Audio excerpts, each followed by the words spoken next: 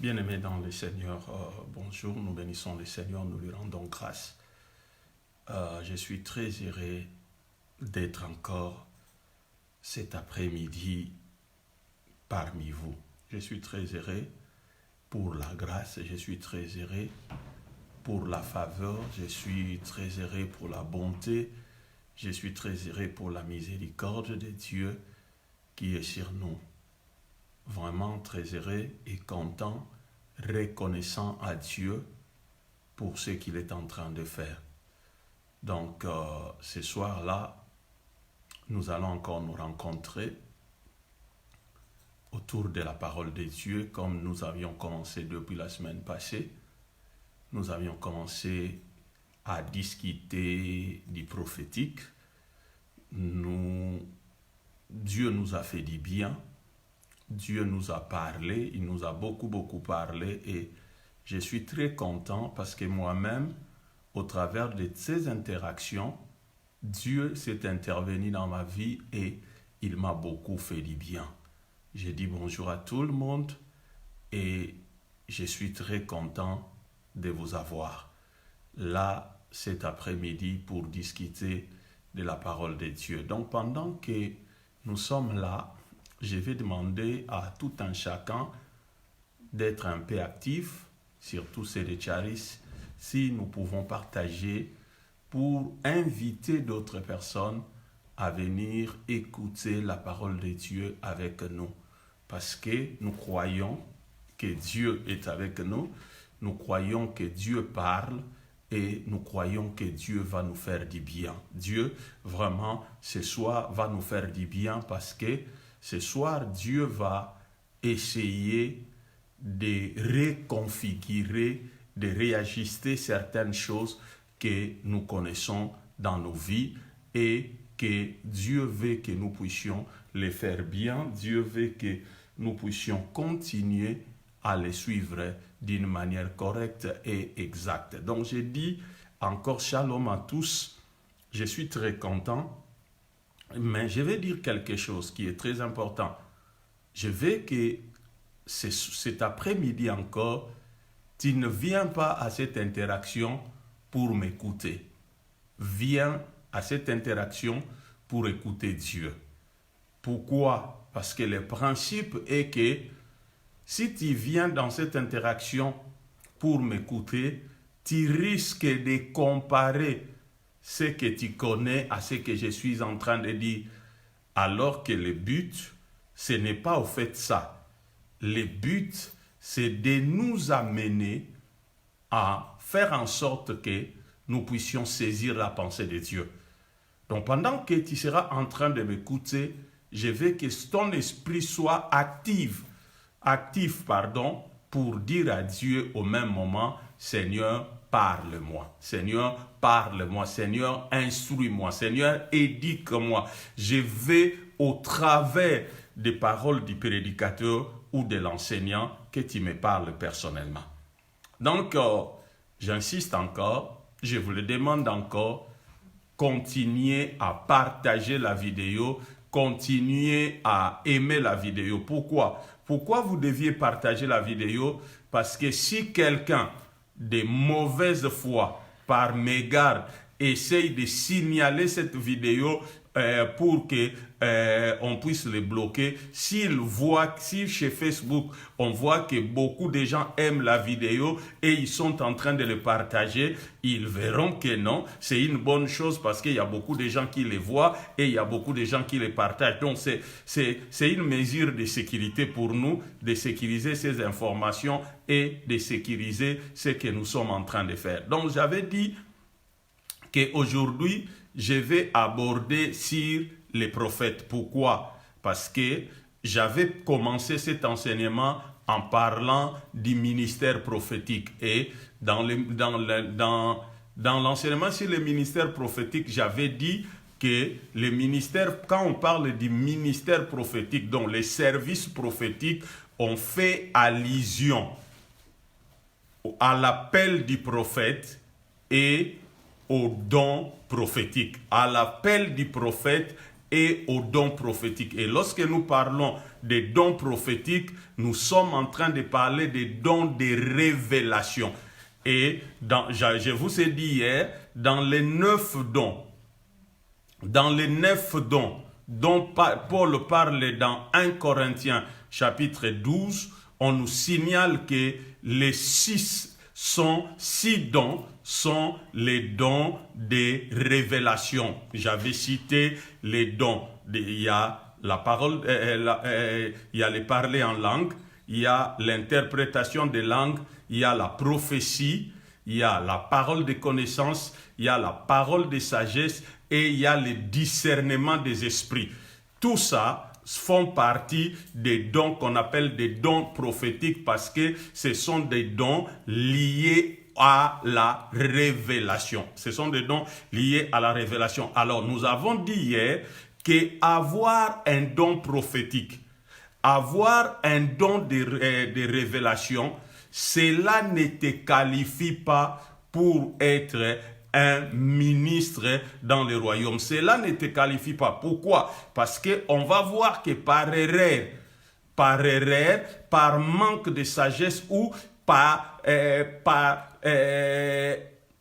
des motivations ou des ambitions humaines, des gens qui avaient des dons prophétiques du jour au lendemain se sont dit prophètes et ils sont en train de détruire la vie de beaucoup de gens. Pourquoi? Parce que si tu n'es pas appelé au ministère prophétique et que tu exerces le ministère prophétique parce que tu as les dons, tu manqueras la capacité de bâtir les vies. Tu seras en train de construire un ministère autour d'un don. Et construire un ministère autour d'un don, c'est vraiment quelque chose de très, très, très dangereux. Alors, hier, on a essayé d'expliquer les dons prophétiques et aujourd'hui, parlons du prophète.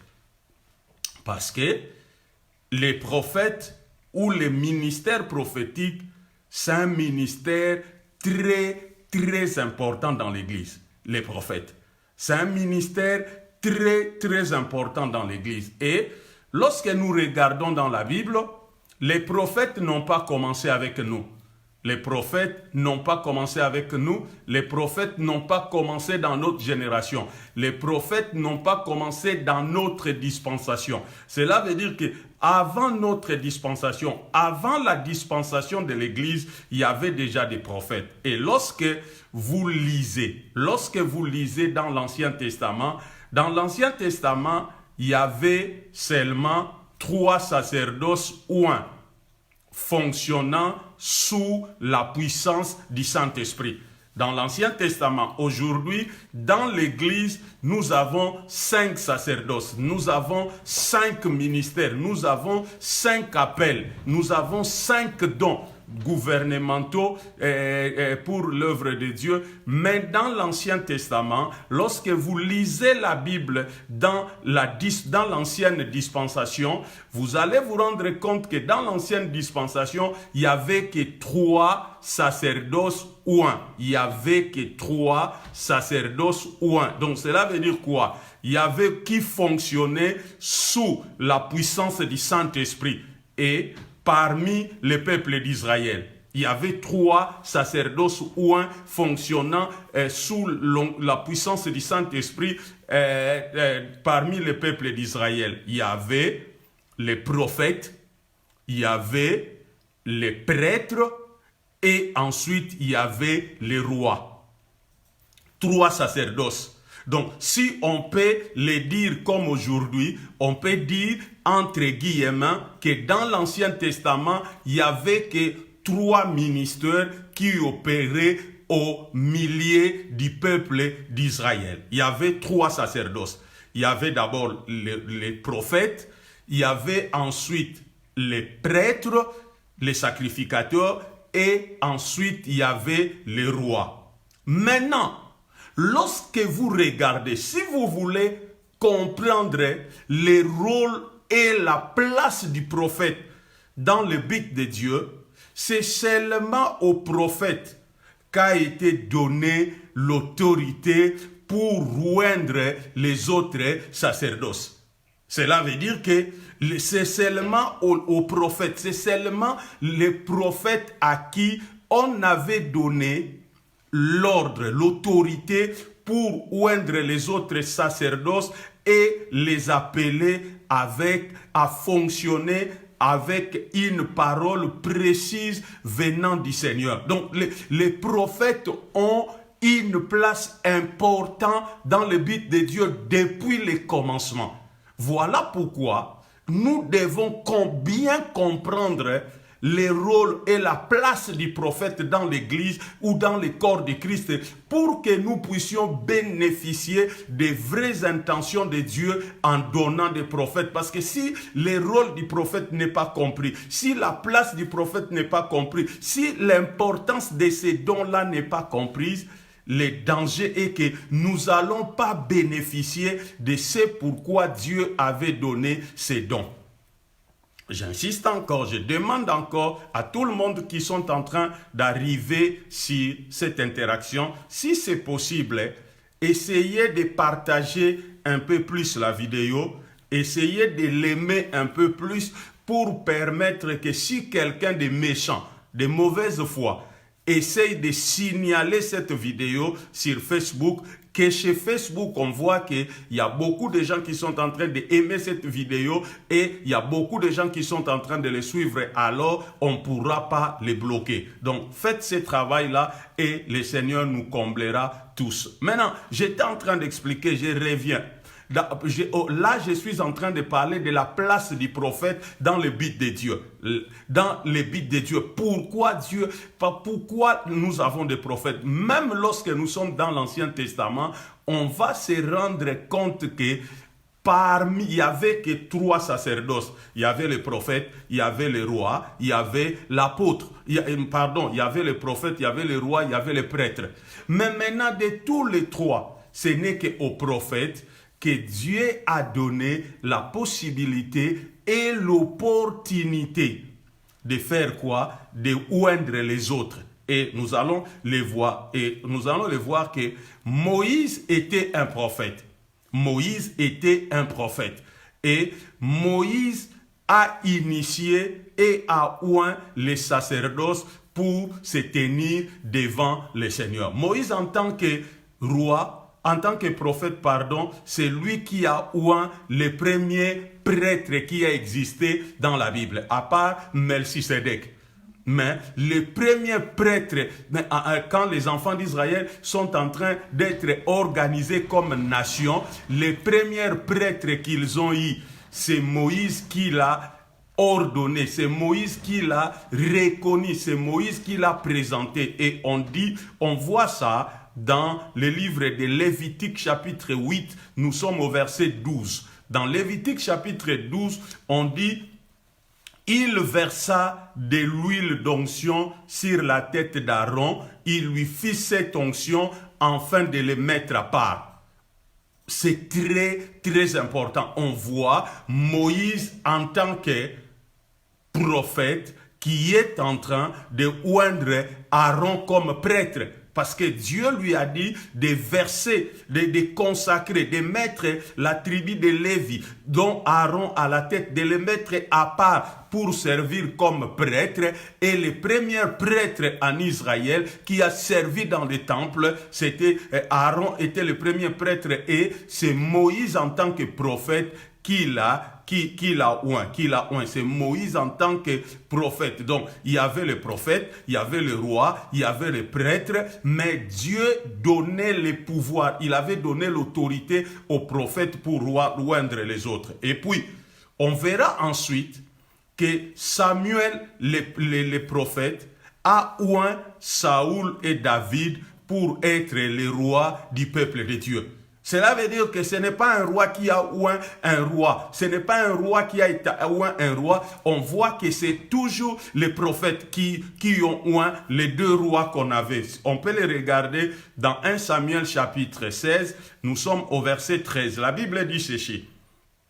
Samuel prit la corne d'huile et les consacra par onction au milieu de ses frères. L'Esprit de l'Éternel vint sur David à partir de ces jours-là, et par la suite, Samuel se leva et partit à Rama. Donc on voit que avant, on a dit, il y avait 3 sacerdoces. Dans l'ancienne dispensation, il y avait le prophète, il y avait le roi et il y avait le prêtre.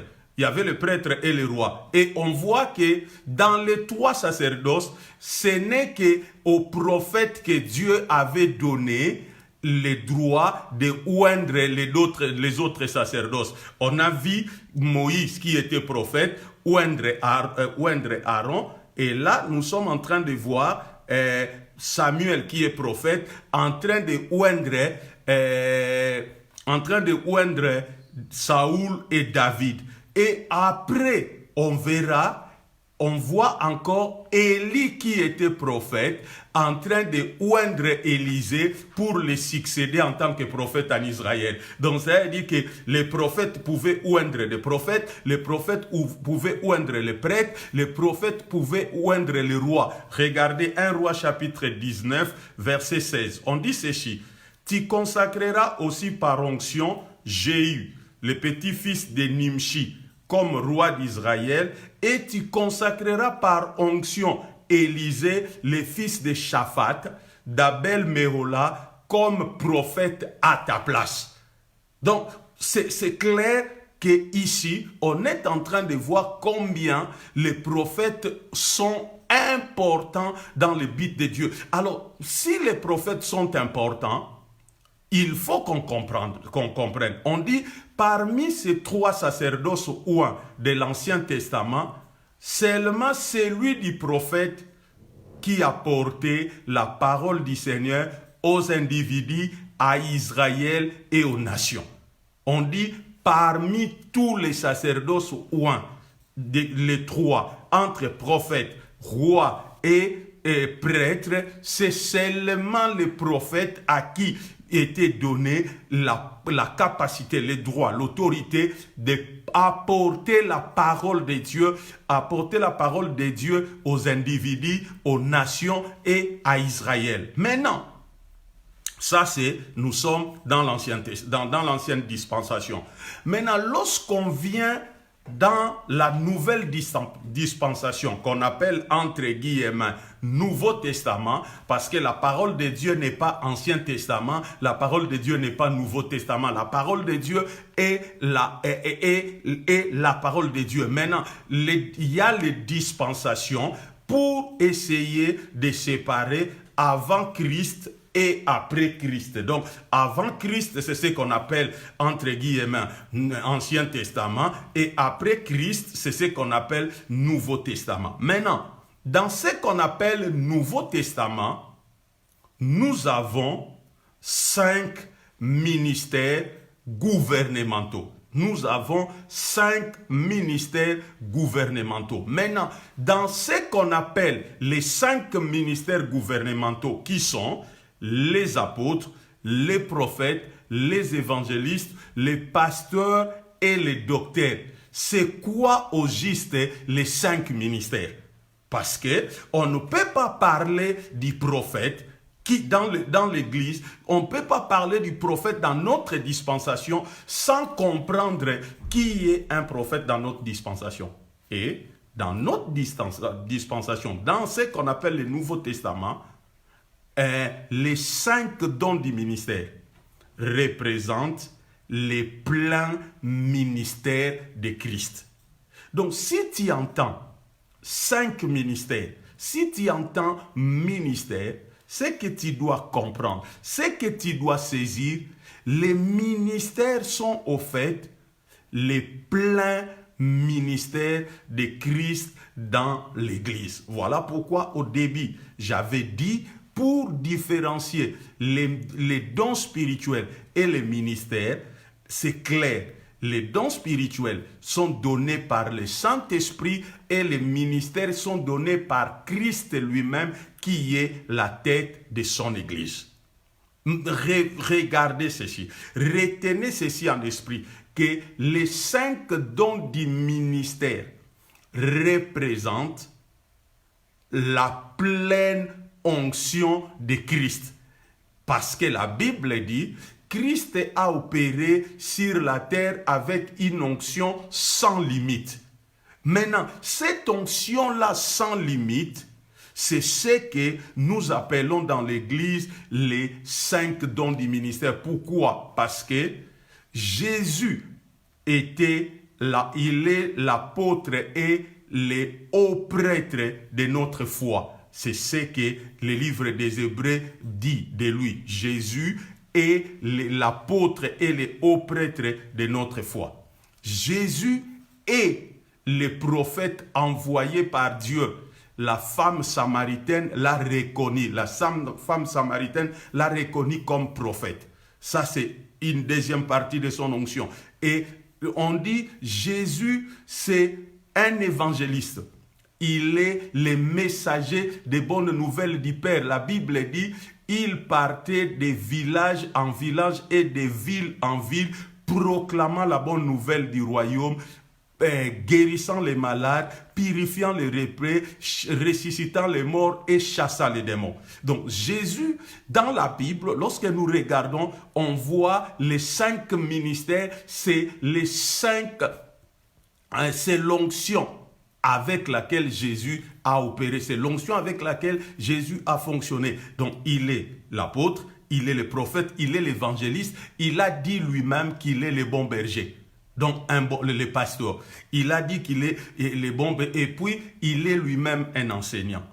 Maintenant, qu'est-ce qui se passe avec ça? Tous les 5 ministères qui étaient son onction avec lesquels il a opéré sur la terre, lorsqu'il veut monter au ciel, la Bible dit dans le livre des Éphésiens, c'est lui qui est descendu, c'est celui qui est monté. Alors on a dit, il a fait don aux hommes. Voilà pourquoi j'ai dit la différence entre quelqu'un qui a les dons spirituels et quelqu'un qui a l'appel au ministère. Celui qui a les dons spirituels, il a un don. Mais celui qui a l'appel au ministère, il est lui-même un don. Donc c'est un don de Christ aux hommes. Maintenant, si les prophètes et même n'enseignent pas bien les ministères prophétiques, l'Église ne peut pas profiter de ces dons-là qu'on appelle prophètes. Pourquoi? Parce que lorsqu'on fait un don aux gens, ce n'est pas au don la chose. Si je te fais un don, ce n'est pas les dons la chose la plus importante. C'est la personne à qui on a fait don qui va profiter des dons. Mais aujourd'hui, qu'est-ce qu'on raconte? On rencontre que c'est les dons eux-mêmes qui jouissent plus du don qu'ils sont que les gens à qui le Seigneur a fait les dons. Pourquoi? Parce que si on te fait un don, si on ne te montre pas l'importance du don et comment tu dois utiliser les dons, tu peux avoir les dons sans savoir comment en profiter. Voilà pourquoi aujourd'hui, l'Église dans son ignorance sont incapables de profiter des dons que le Seigneur les a fait. Pourquoi? Parce que ceux qui se disent être des dons, eux-mêmes sont des ignorants de ce qu'ils sont, et même ne sont pas allés dans la parole de Dieu pour essayer d'enseigner leur ministère, pour permettre aux autres d'en bénéficier des dons qu'ils sont. Maintenant, regardez, dans le Nouveau Testament, ou dans notre dispensation de l'Église,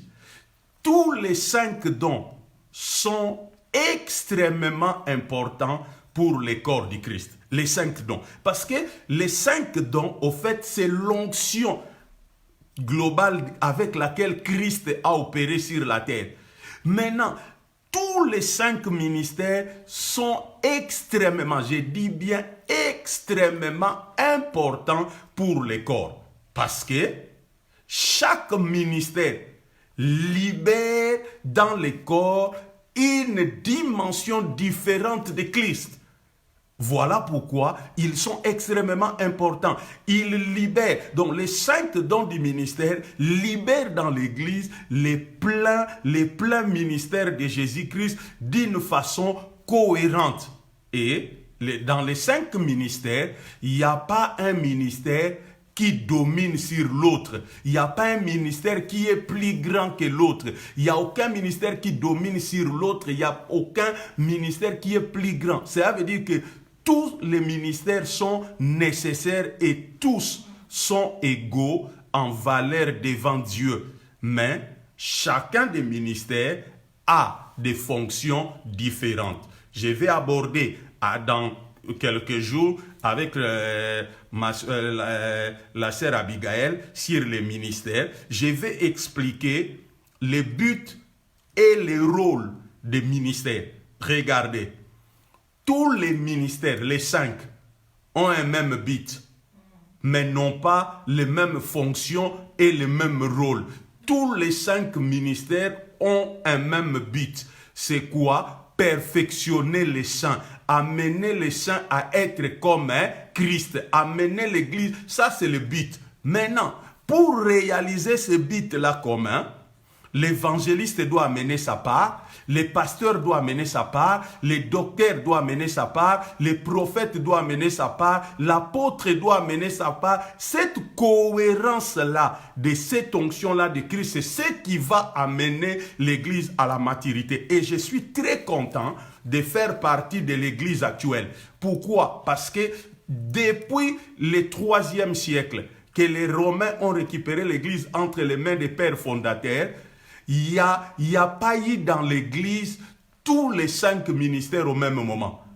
Parce que dans si tu regardes l'histoire de l'Église, tu vas te rendre compte que l'Église de ma génération, c'est la seule Église qui a reconnu les 5 ministères. Parce que lorsque vous regarderez, le ministère prophétique a été reconnu dans l'Église seulement vers les années 80. Et le ministère apostolique a été reconnu dans l'Église vers les années 90. Et le ministère d'évangéliste a été reconnu au début en 1905 seulement. Avant 1905, dans l'Église, il n'y avait que les pasteurs qui ont été reconnus au début du XVIe siècle, et vers le XVIIe siècle, il y a eu les docteurs qui ont été reconnus. Donc, les apôtres ont été reconnus à la fin. Pourquoi? Parce que la Bible dit les premiers seront les derniers. L'Église a commencé avec les apôtres et les prophètes, et l'Église devait finir avec les apôtres et les prophètes. Donc, tous les 5 ministères sont importants. Ils ont un même but, mais ils ont des fonctions différentes. Alors, chaque ministre doit comprendre quel est le but pour lequel il est appelé au ministère. Et maintenant, les 5 dons de Christ à l'Église sont appelés les dons des ministères gouvernementaux de l'Église. Donc, ce sont des dons de gouvernement. Parce que les dons de l'Esprit, les 9, cela veut dire parler en langue, interprétation des langues, prophétie, parole de connaissance, parole de sagesse, discernement des esprits, les dons des miracles, les dons de foi. Il y a encore un don qui m'échappe. Les 9 dons ne sont pas les dons de gouvernement. Donc, ça veut dire que quelqu'un ne peut pas se qualifier pour gouverner un peuple, pour gouverner l'Église avec un don. Non, tu dois avoir un appel de Christ te qualifiant. Et comment savoir que tu as un appel? Dieu doit t'appeler et doit te le confirmer. Donc, maintenant, quand on parle des 5 ministères gouvernementaux de l'Église, pourquoi on appelle les 5 dons gouvernementaux? Parce que n'importe lequel d'entre eux peut exercer la vision administrative et spirituelle d'une assemblée locale. Bien-aimés, hier, on nous a mis dans la tête pendant longtemps que pour diriger une église, tu devais être pasteur. Et voilà pourquoi les pasteurs, quand il avait un frère qui montait dans le ministère, dans l'église, il nommait les frères évangélistes et il lui dit, toi ton travail c'est d'aller chercher les brebis à l'extérieur. Quand je parlerai des ministères, je vais expliquer ça. Parce que les évangélistes, leur rôle n'est pas d'aller chercher. Les évangélistes peuvent aller prêcher dehors. Mais le rôle d'un évangéliste, ce n'est pas d'aller chercher les brebis dehors. Pourquoi? Parce que les 5 dons du ministère ont été donnés aux saints. Et les païens qu'on doit aller chercher dehors ne sont pas des saints. On dit les 5 dons du ministère, c'est pour perfectionner les saints. Et les païens ne sont pas les saints. On ne peut pas perfectionner un païen. Donc les 5 dons du ministère, c'est pour l'église. Et quand je vais expliquer avec Safi les rôles d'un évangéliste, vous verrez que beaucoup de gens qui se disent évangélistes ne le sont même pas. Ce sont des bons gagneurs d'âmes. Parce que quelqu'un qui a la grâce de gagner des âmes, du jour au lendemain, il devient évangéliste. Et on a vu dans l'église à un moment donné, tous les musiciens chrétiens, s'il a seulement un service, un ministère florissant, il devient du jour au lendemain évangéliste. Oh, je gagne des âmes par les chansons. C'est quoi ça? Ça, c'est du n'importe quoi, des choses qu'on amène dans l'église qui n'existent pas. Donc, nous allons essayer, dans notre vidéo sur le ministère, d'éclairer ça. Donc, ça veut dire quoi? Ici, nous sommes en train de dire, un pasteur peut être à la tête d'une église, un apôtre peut être à la tête d'une église, un docteur peut être à la tête d'une église, un évangéliste peut être à la tête d'une église, un prophète peut être à la tête. Donc, tous les 5 ministères, comme ce sont les ministères gouvernementaux, tous les 5 peuvent être à la tête d'une église locale. Maintenant, ces ministères ne vont pas s'arrêter. Ces ministères existeront et continueront à fonctionner jusqu'à ce qu'il y ait l'unité de la foi et la connaissance du Fils de Dieu, jusqu'à ce que l'Église de Jésus-Christ puisse atteindre les ministères, atteindre la stature parfaite de Christ, donc la maturité. Éphésiens chapitre 4, on dit ceci, c'est ce que déclare l'Écriture. Il est monté dans les hauteurs et il a émené captifs tous ceux qui nous captivaient. Et il a répandu ses dons sur les hommes. Il est monté, cette affirmation implique qu'il a dit auparavant descendre du haut du ciel jusqu'à notre terre. Celui qui s'est ainsi abaissé, c'est celui-là même qui est monté bien au-dessus de tous les cieux, afin d'affirmer partout sa présence et de remplir l'univers entier de sa plénitude. Ces dons aux hommes, on parle maintenant ces dons aux hommes. On dit ces dons aux hommes sont variés. Il nous a donné certains frères comme apôtres, d'autres comme prophètes, d'autres comme évangélistes, d'autres comme bergers et enseignants. Maintenant, regardez le rôle du prophète dans l'église. Pourquoi nous avons beaucoup de problèmes avec les prophètes aujourd'hui? Parce que les prophètes aujourd'hui ne lisent pas bien Éphésiens chapitre 4. Ils veulent fonctionner comme les prophètes dans l'Ancien Testament. Bien-aimés, l'office du prophète dans l'Ancien Testament et l'appel du prophète et le ministère du prophète dans le Nouveau Testament, c'est deux choses différentes. Dans l'Église et les prophètes, j'ai dit dans l'église, et les prophètes, et les pasteurs, et les évangélistes, et les docteurs, et l'apôtre ont un même but. Ils sont des enseignants. On dit, ces dons aux hommes sont variés. Il nous a donné certains frères comme apôtres, d'autres comme prophètes, d'autres comme évangélistes, d'autres encore comme bergers et enseignants. On dit, tous ces dons ont été accordés pour le perfectionnement des chrétiens, tous ces dons. Donc ça veut dire que si toi tu es prophète et tu t'écartes du perfectionnement des saints, tu veux faire les voyants ou tu veux faire les diseurs de bonnes aventures, je confirme que tu n'as qu'un don. Tu n'as qu'un don. Parce que si vraiment tu as reçu de Dieu un appel prophétique, regarde ton appel. Ton but c'est perfectionner des chrétiens afin qu'ils soient tous convenablement équipés pour leur service. Maintenant, aujourd'hui nous avons des prophètes méga stars.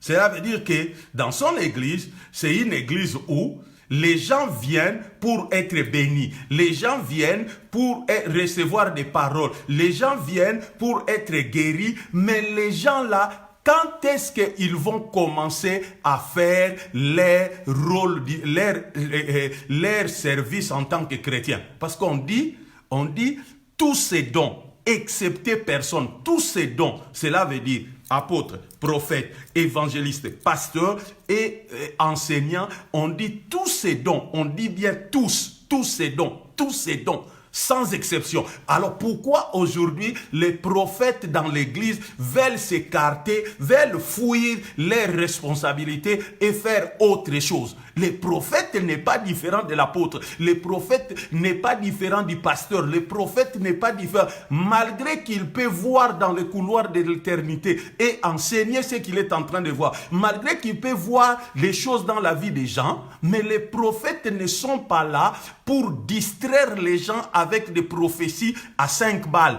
Ils sont là pour perfectionner les saints. Perfectionner les saints. Rendre les saints rendre les saints capables de faire quoi? De faire l'air. On dit, afin qu'ils soient tous convenablement équipés. Prophète, dis-moi, depuis que tu as commencé ton soi-disant ministère de prophète, tu as équipé déjà combien de personnes pour qu'ils jouent leur rôle en tant que chrétiens? On dit pour qu'ils soient convenablement équipés. Donc, pour équiper les gens convenablement, on équipe les gens convenablement par l'enseignement. Tu ne peux pas équiper les gens convenablement en leur disant leur numéro de téléphone. Tu ne peux pas équiper les gens convenablement en leur dire le nombre de tomates qu'ils connaissent déjà. Tu ne peux pas équiper les gens convenablement en leur disant de bonnes aventures. Pour équiper les gens convenablement, tu dois comprendre qu'il y a une architecture. Et cette architecture, c'est Christ. Parce qu'on dit, il y a deux choses. On dit, il faut d'abord, on verra ça plus bas. On dit, on perfectionnait les saints pour qu'il arrive à la connaissance, à l'unité de la foi et à la connaissance du Fils de Dieu. Donc, ça veut dire que les chrétiens, les prophètes doivent aider les chrétiens à connaître qui est Christ, pas d'une manière superficielle. Vous allez dans une église, on appelle ça une église prophétique parce qu'il y a un prophète là-bas, mais vous trouvez les gens qui sont superficiellement, qui ne connaissent pas réellement qui est Dieu. Ils n'ont pas la vraie connaissance de Dieu et sans la vraie connaissance de Dieu, on ne peut pas arriver à la maturité, on ne peut pas. Et lorsque tu lis le verset 14, le verset 15, je crois, d'Éphésiens, on dit jusqu'à ce que, cela veut dire, lorsqu'on dit jusqu'à ce que, cela veut dire qu'il y a un standard, à atteindre. Les prophètes, les apôtres. Donc les prophètes ne peuvent pas s'échapper d'Éphésiens 4:12. Tous ces dons, on dit tous ces dons ont été accordés pour le perfectionnement des chrétiens afin qu'ils soient tous convenablement équipés pour leur service et que chacun soit rendu capable. Le but du ministère prophétique, c'est équiper les chrétiens convenablement pour jouer leur rôle, pour leur service et rendre les saints capables d'exercer son ministère en vue de la formation du corps de Christ. Rendre les gens capables d'exercer leur ministère en vue de la formation du Christ. On continue encore, on dit, il nous a donné ses frères, parmi lesquels les prophètes. Mais on va se rendre compte que beaucoup de gens qui se disent prophètes veulent se soutirer de ses responsabilités. On dit, il nous a donné ses frères. Donc, quand on parle, il nous a donné ses frères-là, ce sont les 5 dons. Les apôtres, les prophètes, les évangélistes, les pasteurs et les enseignants. On dit, il nous a donné ses frères pour que nous parvenions à une réelle unité par les moyens de la foi. Mais regardez aujourd'hui, est-ce que les prophètes travaillent pour que les chrétiens arrivent à l'unité de la foi?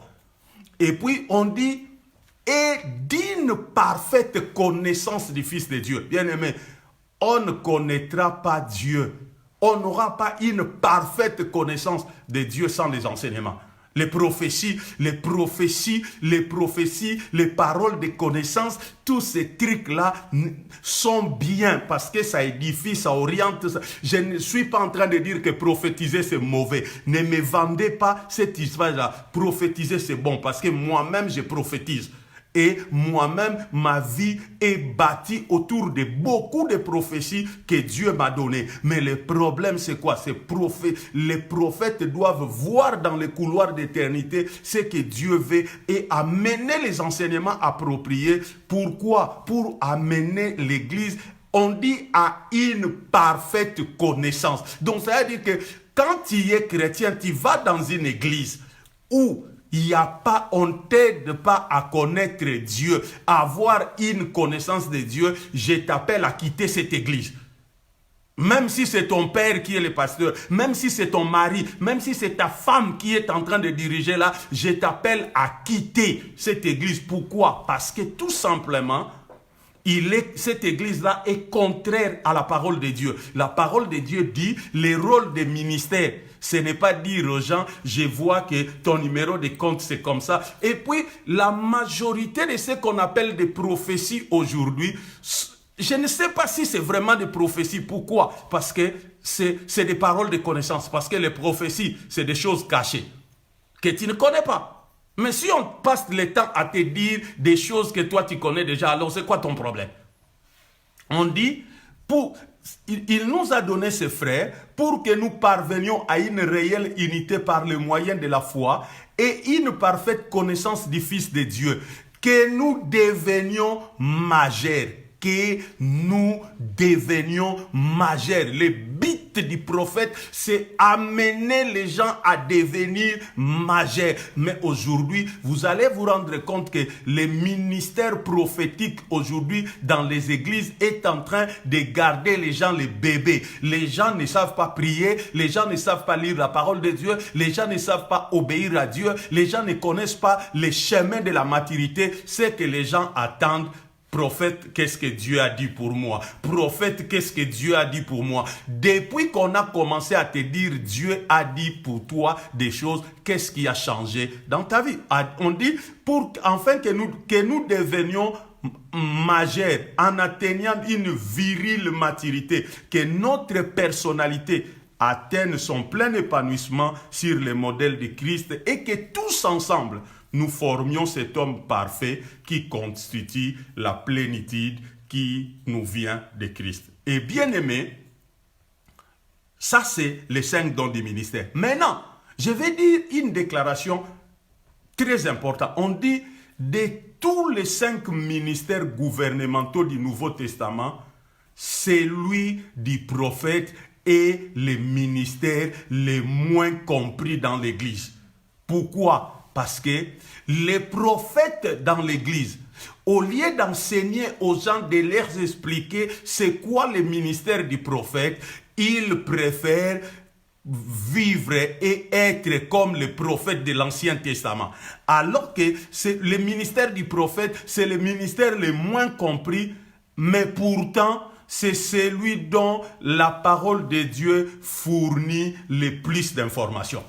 Voilà pourquoi on doit faire des écoles de prophètes. On doit faire des écoles de prophètes. Mon cher, moi, je suis parti 2 fois en Afrique. J'ai quitté ici l'Europe. J'ai payé mon billet. Je suis allé 2 fois au Ghana, à Tema, pour aller assister à une école de prophètes où on ne m'enseigne pas comment prophétiser. On m'enseigne qui est un prophète. On m'enseigne qu'est-ce que la Bible raconte au sujet des prophètes. Prophètes, prenez le temps d'enseigner votre ministère aux gens. Montrez aux gens c'est quoi le ministère du prophète et ça va leur édifier et ça va leur bénéficier. Ça va leur bénéficier. La Bible enseigne beaucoup sur les prophètes. Si les gens aujourd'hui critiquent, attaquent les prophètes, c'est parce que les prophètes enseignent de moins en moins sur le ministère prophétique. Tu ne peux pas enseigner la femme qui avait la perte de sang et pendant 15 minutes, après tu commences à donner des paroles de connaissance. Ah, je vois ceci, je vois cela, je vois... Non, tout ce que tu fais là, au fait, tu es en train de faire ta renommée au lieu de bâtir le corps de Christ. On dit de tous les 5 ministères gouvernementaux du Nouveau Testament, celui du prophète est le moins compris. Pourquoi il est le moins compris? Parce que les prophètes eux-mêmes ne prennent pas le temps d'enseigner sur leur ministère. Alors que dans la Bible, dans le Nouveau Testament, c'est le ministère où il y a beaucoup de choses qui ont été dites. Maintenant, ici nous sommes en train de parler des rôles du prophète, il ne faut pas oublier. Nous sommes en train de parler du rôle du prophète et nous devons nous rendre compte que les prophètes ont toujours fait partie du plan de Dieu. Les prophètes ont toujours fait partie du plan de Dieu. Les prophètes ont toujours fait partie du plan de Dieu. Donc, les gens ne sont pas prophètes parce qu'ils veulent.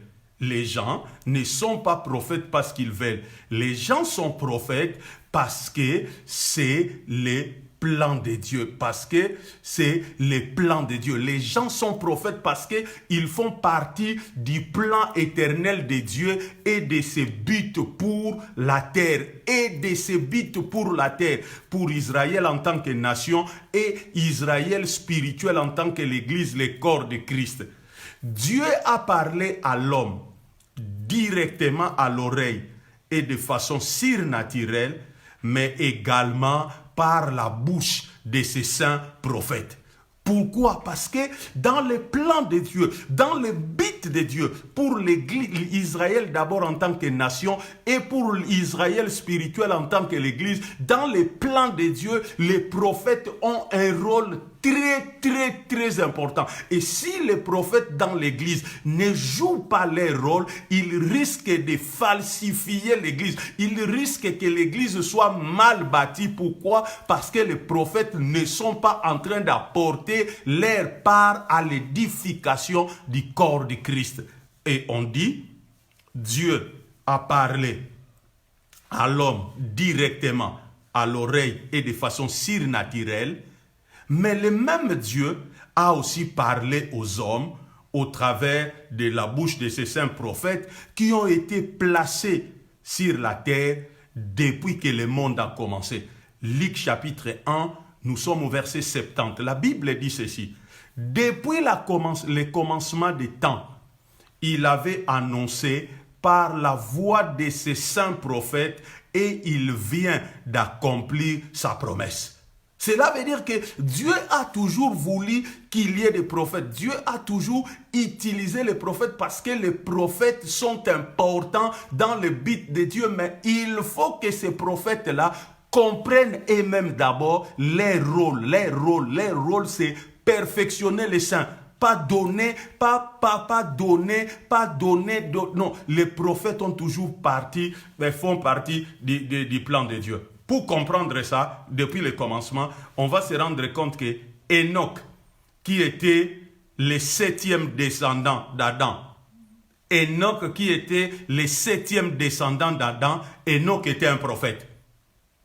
Enoch, le 7e descendant d'Adam, Enoch était un prophète fonctionnel, très fonctionnel. La Bible nous dit, Enoch a regardé des milliers et des milliers d'années dans le futur. Il a vu et il a prophétisé le retour de Jésus que nous attendons aujourd'hui. Avant même que Jésus vienne sur la terre. Mais Enoch, en son temps, étant prophète, il avait prophétisé déjà le retour de Jésus sur la terre.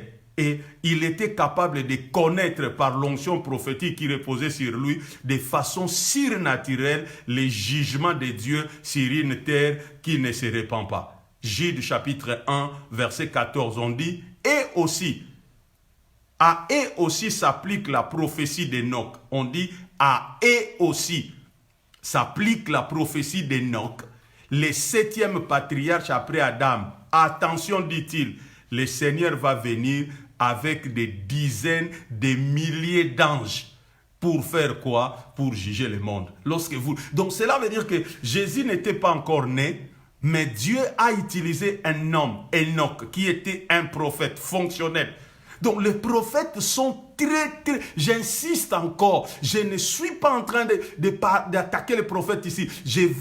En tant qu'un apôtre, je suis en train de placer le ministère prophétique dans son contexte pour que ces ministères... Moi, je ne suis pas prophète. Donc cela veut dire que pour bâtir l'église locale dans laquelle Dieu m'a établi, j'ai besoin de vrais prophètes qui peuvent venir dans cette église et dans l'église locale établir la dimension prophétique. Je n'ai pas besoin de prophètes pour qu'ils viennent prophétiser seulement. Pour prophétiser, je peux le faire.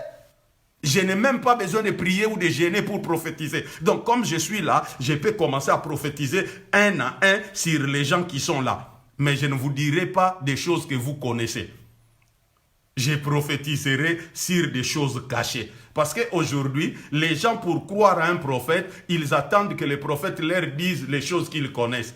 Mais moi, quand je prophétise, je dis des choses que les gens ne connaissent pas et qui s'accomplissent dans leur vie dans la suite des temps. Dites Amen. Bien aimé, c'est très important. On va aller terminer. L'onction prophétique, je l'ai dit encore hier, c'est une onction de révélation. L'onction prophétique, c'est une onction de révélation. Maintenant, quand tu entends révélation, c'est quoi une révélation? La révélation est la communication divine des desseins de Dieu. Cela veut dire quoi? Par révélation, Dieu révèle ses plans, révèle ses voies, révèle sa pensée, révèle son caractère, révèle les caractères de sa parole. Maintenant, aujourd'hui, vous allez vous rendre compte que dans tout ce qu'on appelle prophétie, il n'y a pas les plans de Dieu, il n'y a pas les voix de Dieu, il n'y a pas la pensée de Dieu, il n'y a pas les caractères de Dieu, il n'y a même pas les caractères de sa parole. Quelqu'un vient prophétiser, il dit, dans 6 mois, il y a un avion qui va tomber. Maintenant, l'avion va tomber, oui. Dans 6 mois aussi, l'avion tombe. Bon, oui, l'avion a tombé, oui. Mais quel est le plan de Dieu derrière la chute de cet avion? Quelle est la voix de Dieu derrière la chute de cet avion? Quelle est la pensée? Et beaucoup de prophètes aujourd'hui sont comme des Balaam. C'est des prophètes. Ils peuvent voir des choses dans les couloirs de l'éternité, mais ils essayent d'impressionner les gens par ce qu'ils voient, sans aller chercher la pensée de Dieu derrière ce qu'ils sont en train de voir. Parce que voir des choses, tout le monde peut les voir. Mais saisir la pensée de Dieu derrière ces choses n'est pas donné à tout le monde. Parce que regardez, lorsque vous regardez la majorité de ce qu'on appelle prophètes aujourd'hui, c'est comme des diseurs de bonnes aventures. Ils passent leur temps à raconter les événements, soit connus ou soit inconnus, mais en racontant les événements, ils sont incapables de nous donner les plans de Dieu derrière ces événements, les voix de Dieu derrière ces événements, la pensée de Dieu derrière ces événements, même les caractères de Dieu derrière ces événements. Quand il vient dire à quelqu'un, Dieu me montre que tu as un kyste ici du côté gauche. Oui. Dieu t'a montré que tu as le kyste du côté gauche. Maintenant, Dieu veut guérir. C'est quoi les problèmes? C'est quoi les problèmes? Dieu veut guérir. C'est quoi son plan par rapport à cette guérison-là? Parce que Dieu n'est pas un imbécile. Chaque chose que Dieu fait a un but. Parce qu'on dit, même les méchants, pour les jours du jugement. Maintenant, comment Dieu peut donner une parole et il ne dit pas pourquoi il donne cette parole-là? Nous devons seulement accepter. Pourquoi? Parce que toi, tu es prophète, parce que tu draines les foules, parce que les gens te connaissent, parce que tes bonnes aventures que tu dis, c'est vrai. Et puis, la majorité des prophètes disent des choses que les gens connaissent déjà. Disent des choses que disent des choses que les gens connaissent déjà. Et regardez, on dit Dieu est désiré de révéler ses plans à ses enfants. Amos chapitre 3 verset 7. On dit en effet, le Seigneur l'Éternel ne fait rien sans avoir révélé son secret à ses serviteurs, les prophètes. Bien-aimés, allez sur Facebook, allez sur Google, regardez les prophéties qu'on donne dans des vidéos. Il n'y a rien de secret dans ces prophéties-là. Donc, ça veut dire que les prophètes même font un effort pour faire acquiescer la personne que ce qu'il est en train de dire est le vrai. Est-ce que ce que j'ai dit, il est vrai? Oui. Est-ce que ce que j'ai dit? Donc, ça veut dire pour lui, il n'y a aucun secret qu'il est en train. Alors que Dieu est intéressé de nous révéler les secrets. Les prophètes sont intéressés de nous révéler ce que nous on connaît déjà. Pourquoi? Pour qu'on voit qu'ils connaissent les choses et ils sont en train de voir les choses. C'est dit n'importe quoi, mes frères. C'est dit n'importe quoi. C'est de l'immaturité dans le fonctionnement. Voilà pourquoi tous ces gens-là ne sont pas des prophètes. Ce sont que des frères qui ont un don. Parce que s'ils savaient qu'ils avaient un appel don, qui est donné au peuple pour bâtir le peuple, ils ne peuvent pas fonctionner de la sorte. On dit, en effet, Amos chapitre 3, verset 7, on dit en effet, le Seigneur l'Éternel ne fait rien sans avoir révélé son secret à ses serviteurs, les prophètes. Toi, tu es prophète. Dieu t'appelle pour révéler les secrets. Au lieu d'aller chercher les secrets de Dieu, toi tu préfères aller regarder dans le frigo des gens. Oh non, Dieu me dit, il y a une femme ici, il est à côté. Je te vois, tu t'appelles si c'est elle, mais la femme là connaît son nom. Et pour confirmer que c'est de toi que Dieu parle, dans ton frigo, il y a 5 tomates. Mais la femme là sait que dans son frigo, il y a 5 tomates. Alors, c'est quoi le secret que Dieu est en train de révéler là entre les noms et les tomates des gens? Eh bien aimé, la Bible dit, les révélations sont pour nous et Dieu attend à ce que nous agissons selon les révélations que nous recevons. Voilà pourquoi les prophètes doivent nous révéler. Quand tu entends révélation, révélation dit simplement exposer ce qui est secret. Donc la révélation, ce n'est pas exposer ce que moi je connais déjà. La révélation, c'est exposer ce que moi je ne connais pas et Dieu doit me le faire connaître. Et Dieu, pourquoi Dieu révèle les secrets? Parce que Dieu veut tout simplement que nous puissions agir par rapport à ce qu'il nous révèle. Deutéronome chapitre 29, verset 29. Deutéronome chapitre 29, verset 29. La Bible dit ceci. Les choses cachées sont pour l'Éternel, notre Dieu.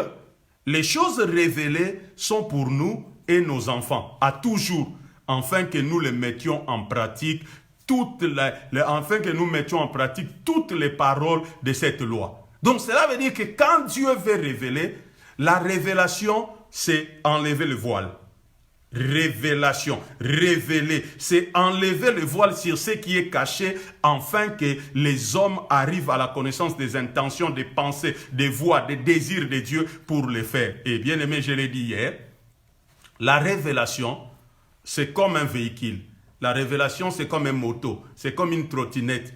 C'est comme un vélo. La révélation, c'est comme une voiture. C'est comme un camion. C'est comme un bus. C'est comme un car. La révélation, c'est comme un bateau. La révélation, c'est comme un avion que Dieu utilise pour nous transporter dans cette chambre intérieure des vérités, de ces vérités profondes, de ces puissants plans, de ces stratégies et des mystères cachés. Donc Dieu utilise la révélation pour nous amener. Dieu utilise la révélation pour nous amener dans des chambres intérieures, des vérités profondes, des plans puissants, des stratégies et des mystères cachés. Dieu nous amène la révélation. C'est comme un véhicule. C'est comme un véhicule que Dieu utilise pour nous transporter. Dieu doit nous amener dans ces chambres intérieures où nous voyons des vérités profondes, ces plans puissants et ces stratégies. Non, l'Église ne peut pas manquer de stratégies parce que l'Église a des prophètes. L'Église ne peut pas manquer de vérités parce que l'Église a des prophètes. L'Église ne peut pas passer à côté des plans de Dieu parce que nous avons des frères que Dieu a appelés comme des vrais prophètes. Frères, alignez-vous et fonctionnez correctement, vous bénirez l'Église. Et regardez Éphésiens. Paul qui était apôtre, regardez ce que Paul dit. Paul dit, Éphésiens chapitre 3, versets 1 à 10. Paul dit, c'est pourquoi, moi Paul, je suis devenu le prisonnier de Jésus-Christ pour annoncer cette bonne nouvelle à vous, peuple de tous les pays, et pour permettre la réalisation. Cela veut dire que la bonne nouvelle est prêchée pour permettre la réalisation du plan de Dieu. Il dit, vous avez certainement entendu parler de la mission que Dieu, dans sa grâce, m'a confiée pour vous. Ce qui était resté caché, il me l'a dévoilé par des révélations spéciales. Il m'a permis de comprendre son plan secret. Je viens de vous le résumer en quelques mots. Cela veut dire que les prophètes doivent venir nous révéler les plans secrets de Dieu. Ils doivent, des choses qui étaient cachées, il me l'a dévoilé par des révélations spéciales. Pas venir nous dire les numéros de téléphone, pas venir nous dire des numéros de compte en banque, pas venir nous donner des noms que nous connaissons. Amenez-nous des choses qui sont restées cachées des années et des années qui peuvent changer la réalité de nos vies. Amenez-nous des choses qui sont restées cachées. Il dit, je viens de vous les résumer en quelques mots, pardon. Il dit maintenant, regarde ce que la révélation qui vient d'être révélée va faire. Il dit, cela vous permettra de vous faire une idée de ma compréhension du mystère de Christ. Cela veut dire que les révélations que je viens de vous donner vont vous permettre de comprendre qui est Christ. Qui est Christ? Pas de comprendre comment la sorcellerie fonctionne dans ma famille. Quand un prophète passe son temps à montrer comment la sorcellerie fonctionne dans une famille, il n'est pas en train de nous montrer qui est Christ. Prophète, montre-nous qui est Christ. Montre-nous le caractère de Christ. Montre-nous la nature de Christ. Montre-nous la vie de Christ. Montre-nous comment cette vie peut couler en nous, afin que nous puissions quoi? Bâtir et devenir comme lui. Verset 5, il dit, ces secrets, Dieu l'a tenu caché aux hommes des générations passées. Il l'a dévoilé maintenant par le Saint-Esprit aux apôtres et à ses prophètes qu'il a mis à part. Je vais connaître des choses que Dieu a cachées au Paul. Je vais connaître des choses que Dieu a cachées aux Pierre. Je vais connaître des choses que Dieu a cachées à nos pères de l'Église. Nous voulons les connaître aujourd'hui. Et prophètes, venez nous amener ces choses en lieu et place de venir nous distraire par Dieu a dit qu'il va te bénir. Oh, arrêtez. Arrêtez, j'ai entendu ça depuis que je suis chrétien, que Dieu va me bénir.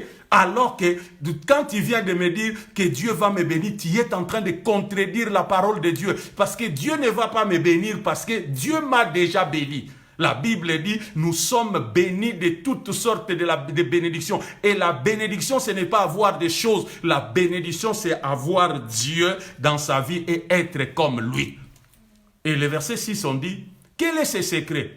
C'est que les non-juifs, autrefois exclus des bénédictions divines, sont en présent placés sur un même pied d'égalité avec les juifs.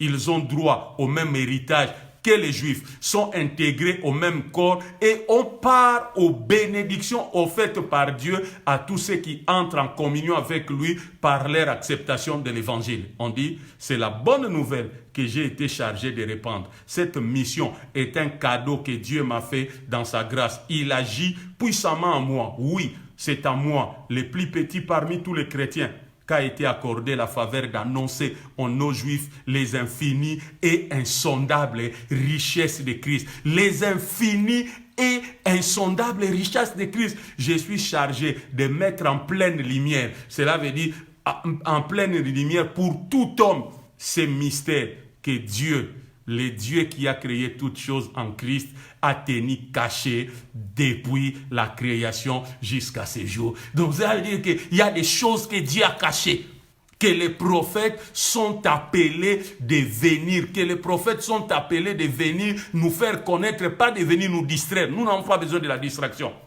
Et car maintenant, la sagesse de Dieu, aux aspects infiniment variés, doit être manifestée par l'Église aux puissances et aux autorités angéliques dans les sphères célestes. Comment nous pouvons manifester la sagesse infiniment variée de Dieu si les prophètes qui peuvent aller dans les couloirs de l'éternité et nous ramener des choses passent leur temps à nous distraire? Bien-aimés, les prophètes ont fonctionné dans tout l'Ancien Testament comme des ministères complètement développés et entièrement exprimés. Et les prophètes continuent à fonctionner jusqu'aujourd'hui. Tout simplement à la différence que les prophètes de notre dispensation, les prophètes de l'Église, ne peuvent pas faire comme les prophètes de l'Ancien Testament. Si un prophète passe son temps à être voyant, il est disqualifié. Pourquoi? Parce que son rôle, ce n'est pas d'être voyant. Son rôle, c'est de perfectionner les saints, amener les saints à la maturité, amener les saints à l'unité de la foi, amener les saints à connaître qui est Christ d'une manière parfaite, d'une manière très parfaite. Et bien aimé, pour terminer, je vais parler de nos terminologies dans le prophétique. Bien aimé, une église n'est pas une église prophétique parce qu'il est dirigé par un prophète. Une église est une église prophétique parce qu'il est élevé par Dieu pour accomplir des buts spécifiques. C'est une église qui enseigne tous les conseils de Dieu. C'est une église qui enseigne tous les conseils de Dieu. C'est-à-dire, il n'arrête rien. Il enseigne tous les conseils de Dieu révélés par l'Esprit du Seigneur dans chaque nouvelle saison, dans le développement de l'église. Une église qui prêche et enseigne chaque vérité restaurée, la vérité présente, et qui presse dans celle qui doit venir. On va s'arrêter là. Lorsque je vais revenir pour parler du prophétique, on va commencer là. Je vais expliquer nos terminologies dans le prophétique. Je vais expliquer qu'est-ce qui se passe dans une église prophétique. Je vais expliquer c'est quoi la prophétie et je vais expliquer pourquoi la prophétie est importante.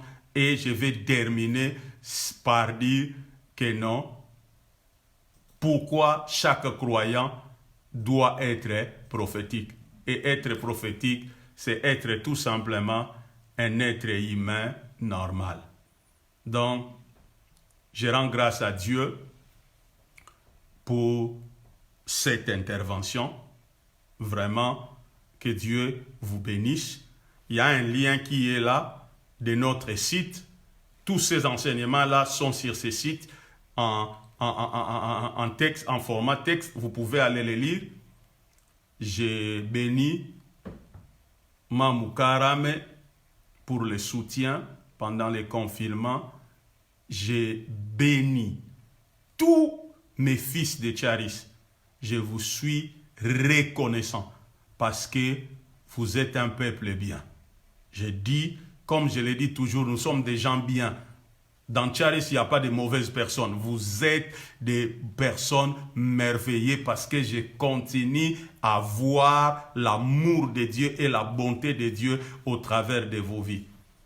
Vous ne m'avez jamais abandonné. Vous freinez part à la grâce que Dieu nous a donnée, cette grâce apostolique, et vous le soutenez depuis le début. Que Dieu continue à nous faire du bien. Que la grâce continue à nous soutenir pendant le confinement. Et d'ailleurs, pendant le confinement, nous sommes reconnaissants.